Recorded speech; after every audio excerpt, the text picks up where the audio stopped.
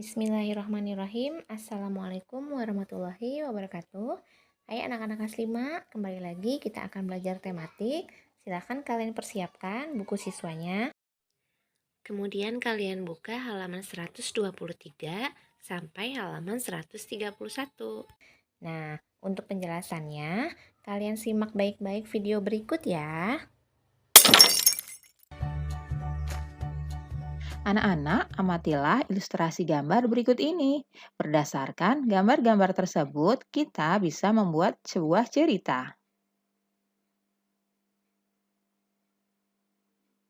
Untuk membuat cerita berdasarkan gambar, kita dapat melakukan langkah-langkah sebagai berikut. Yang pertama, amati dengan cermat gambar-gambar tersebut. Yang kedua, buatlah ide pokok masing-masing gambar. Lalu yang ketiga, kembangkan ide pokok yang sudah kalian buat tadi menjadi sebuah paragraf. Hari Minggu ini, Lani diajak ayahnya pergi ke Madura. Ayah Lani ingin membeli beberapa kerajinan gerabah untuk pelanggannya. Seperti kita ketahui bersama, bahwa Madura merupakan salah satu daerah penghasil kerajinan gerabah yang berkualitas tinggi.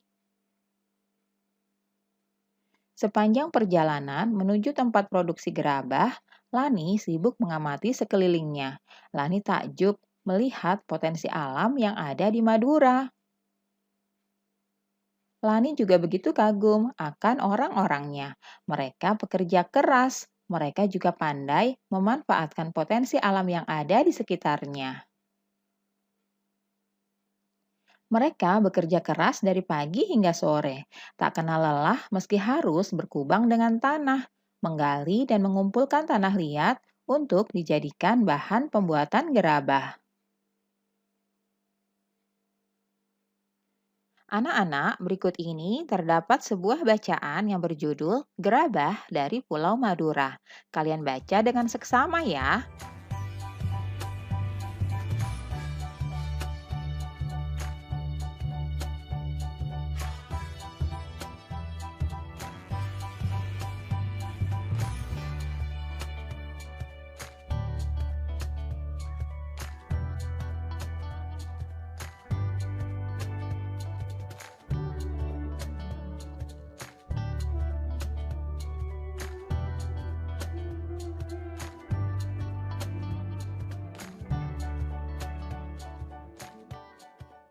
Nah, anak-anak, kalian sudah membaca wacana tadi. Sekarang saatnya untuk menentukan ide pokok tiap paragraf.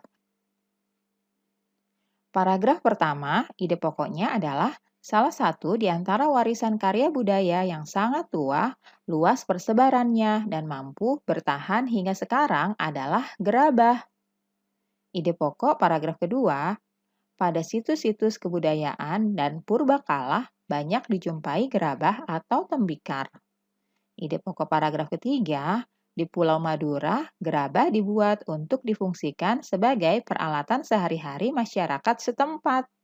Lalu ide pokok paragraf keempat, yaitu gerabah-gerabah yang dihasilkan oleh para pengrajin di Madura dibuat dari tanah liat yang berwarna kuning dengan pasir halus. Ide pokok paragraf kelima, beberapa daerah di Madura menjadi penghasil gerabah. Selanjutnya, ide pokok paragraf ke-6. Tidak semua daerah di Madura menghasilkan gerabah. Lanjut ya ke paragraf ke-7. Ide pokoknya adalah di daerah penghasil gerabah Madura ada semacam perjanjian kerja untuk membuat barang-barang yang sudah ditentukan secara turun-temurun atau spesialisasi. Ide pokok paragraf ke-8 adalah peralatan pengrajin gerabah Madura. Ide pokok paragraf 9 yaitu proses pembuatan gerabah. Lalu paragraf ke-10 ide pokoknya keberadaan pengrajin gerabah di Madura ini telah banyak memberikan manfaat. Nah, yang terakhir paragraf 11 ide pokoknya yaitu dalam perkembangannya dihadapkan pada produk-produk modern. Itulah tadi ide pokok yang terdapat pada masing-masing paragraf wacana yang sudah kalian baca. Kalian bisa tuliskan dengan rapi di buku latihan kalian ya, ide-ide pokok ini. Saatnya kita akan berlatih. Kamu sudah bisa menentukan ide pokok dari sebuah bacaan. Sekarang, coba kalian kembangkan ya ide-ide pokok tersebut menjadi sebuah paragraf. Ide-ide pokok yang harus kalian kembangkan adalah sebagai berikut. Untuk ide pokok yang pertama, tanah liat banyak kegunaannya. Alternatif pengembangan ide-ide pokoknya seperti berikut ini ya. Tanah liat banyak kegunaannya. Ia merupakan salah satu jenis tanah yang banyak memiliki manfaat. Selain sebagai media tanam bagi berbagai jenis tanaman, tanah liat juga dapat dijadikan sebagai bahan dasar pembuatan gerabah. Selanjutnya, ide pokok yang kedua, proses pembuatan gerabah dari tanah liat. Berikut ini alternatif jawabannya. Proses pembuatan gerabah dari tanah liat melalui beberapa proses produksi terlebih dahulu. Tanah liat dibuat adonan dengan mencampurkan air, kemudian diaduk dan dibolak-balik agar lebih pekat dan lengket. Tujuannya adalah untuk mengeluarkan udara dalam tanah agar mudah dibentuk dan hasilnya tidak mudah retak. Setelah adonan tanah liat jadi, baru kemudian masuk pada tahap pembentukan dengan menggunakan berbagai macam teknik dan alat. Hingga pada akhirnya tanah liat yang sudah terbentuk tersebut dibakar dalam waktu dan suhu tertentu. Selanjutnya, ide pokok paragraf yang ketiga, macam-macam peralatan yang terbuat dari tanah liat. Ini adalah alternatif pengembangannya ya. Di sekitar kita ada macam-macam peralatan yang terbuat dari tanah liat, seperti asbak, vas bunga, kendi, teko, dan cangkir. Bahkan ada juga meja dan kursi yang terbuat dari tanah liat. Barang-barang yang terbuat dari tanah liat memiliki nilai seni dan keindahan tersendiri dibandingkan dengan barang-barang yang terbuat dari bahan lainnya. Nah, anak-anak, itulah penjelasan materi kita kali ini, bahwa pengrajin gerabah merupakan salah satu profesi yang ada di Indonesia. Para pengrajin tersebut bekerja keras untuk mencari nafkah untuk keluarganya. Begitu juga dengan orang tuamu.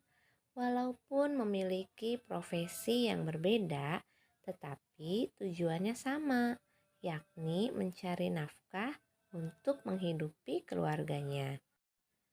Anak-anak, sekarang ibu ingin bertanya, bagaimanakah caramu untuk membalas kerja keras orang tuamu?